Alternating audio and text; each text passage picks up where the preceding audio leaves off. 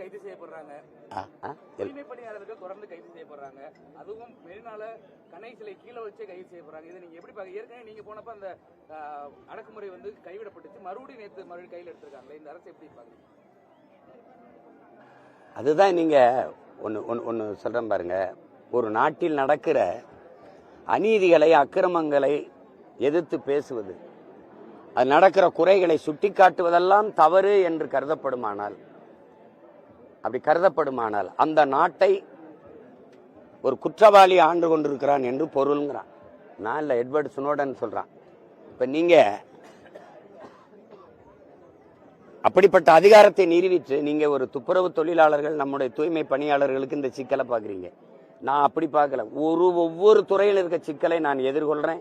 என்னிடத்துல மனுக்கள் கொடுத்து கோரிக்கை வைக்கப்படுது. அதை நான் தினந்தோறும் மக்களை சந்திச்சு கண்ணீரோடு கவலையோடு அந்த கை நீட்டி என் தாய்மார்கள், என் பெற்றோர்கள் கொடுக்குற மனுக்களை பார்க்கும்போது பல கோடிக்கணக்கான பிரச்சனைகளில் என் மக்கள் சிக்கி தவிக்கிறாங்க. அப்ப இது மக்களுக்கான அதிகாரத்தை நிறுவல. அதையும் ஆபிரகாம் லிங்கன் என்ன சொல்றாங்க, நீங்க ஒரு அநீதியான அரசு நடக்குது, அடக்குமுறையான அரசு நடக்குது, மக்களின் நலன் கருதாத அரசு நடக்குது, ஊழல், லஞ்சம், கொள்ளையில ஊறி திளைக்கிற ஒரு அரசு இருக்குதுன்னா அந்த அரசை நடத்துகிறவன் அல்ல குற்றவாளி. அந்த அரசை நிறுவியவன் யார்? நான் தானே, நீங்க தானே. அந்த அதிகாரத்தை நிறுவிய மக்கள் தான் குற்றவாளிங்கிறான். இப்ப யாரு பொறுப்பேற்கிறது? இதே இன்னைக்கு வீதியில் நின்று போராடுற நீங்கள் தான் அந்த இடத்துல அந்த அதிகாரத்தை கொடுத்தீங்க. பகுதி நேர ஆசிரியர்கள் நிரந்தர பணி, 12,500 பேர், 13,000 பேர் பணி நியமனம், போக்குவரத்து தொழிலாளர்கள் எங்களை பிடித்த தொகை, பழைய ஓய்வூதியத்தை கொடுங்கள் என்று பழைய ஓய்வு பெற்ற அரசு ஊழியர்கள், இத்தனை சிக்கல் இவர்களெல்லாம் சேர்ந்து சாக்டோஜியோ போராடுது, அவங்க போராடுறாங்க, இவங்க போராடுறாங்க. இத்தனை பிரச்சனைகளை தந்தவனுக்கு அதிகாரத்தை கொடுத்தது யாரு? இந்த மக்கள் தான். அப்போ யாரு குற்றவாளி? அப்ப இனிமேலாவது அந்த தவறை செய்யாம நீங்க திருந்தணும். இல்லைன்னா இப்ப 1 லட்சம் போராட்டமாக இருக்கிறது, அப்புறம் 10 லட்சம் போராட்டமா மாறும். அப்போ வாழ்வதற்கு போராட்டமே வாழ்க்கையா மாறிடும். போராடினால்தான் வாழ முடியுங்கிற நிலைக்கு தள்ளப்பட்டுருவோம். இப்ப இதுல பேசி என்ன இருக்குது? தொடர்ந்து போராட்டம் போயிட்டு இருந்துச்சு, அடக்குமுறை, சிறை எல்லாம் நீங்க பாத்துக்கிட்டு தான் இருந்தீங்க.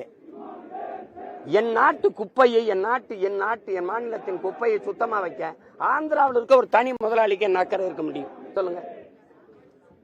1 கிலோ குப்பை அல்ல 12 ரூபாயா? யாராவது சொல்லுங்க. 12 ரூபாயா 1 கிலோ குப்பை அல்ல? 12 ரூபாயா? அப்படி நீ கட்டணம் போட்டு எடுத்துட்டு போற. ஒரு கழிவறை, அரசு நடத்துற கழிவறை கழுவ 350 ரூபாயா தம்பி? 3 ரூபா 50 காசுக்கு இந்த ஆசிட்டோ பினாயில் வாங்கி ஊத்துனா வெள்ளையாயிரும். அப்ப கொள்ளையடிக்கிறதுக்குன்னே ஒரு மாசத்துக்கு 270 கோடி தம்பி, குப்பையல்ல, சென்னையில. இப்ப 10 மாசத்துக்கு 2,700 கோடி.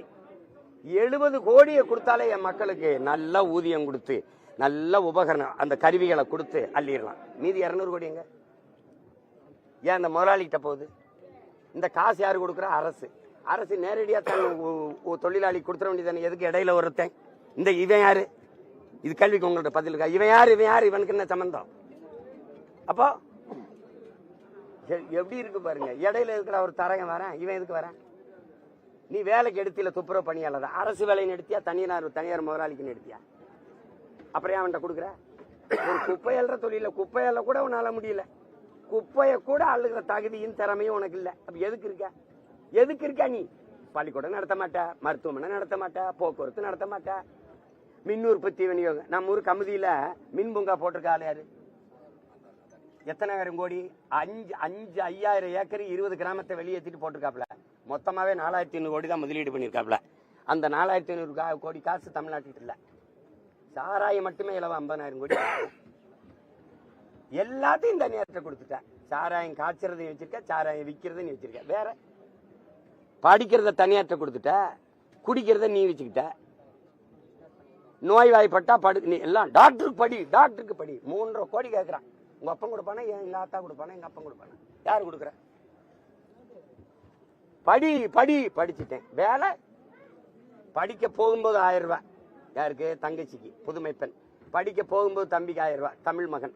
படிச்சுட்டு வந்தா வேலையில வீதியில் நிக்கணும். அப்புறம் 1000 ரூபாய் கொடுப்பேன். தம்பி எனக்கு 1000 ரூபாய் தேவையில்லை, வேலை வேணும்ன்றேன்.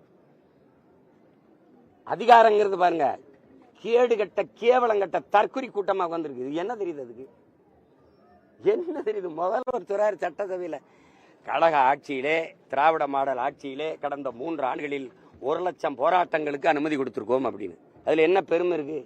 1,00,000 பிரச்சனையை கொடுத்துருக்கீங்க, அதுக்கு 1,00,000 போராட்டம் நடத்திருக்காங்க மக்கள். இதுல பெருமைப்படணுமா? கேவலம்.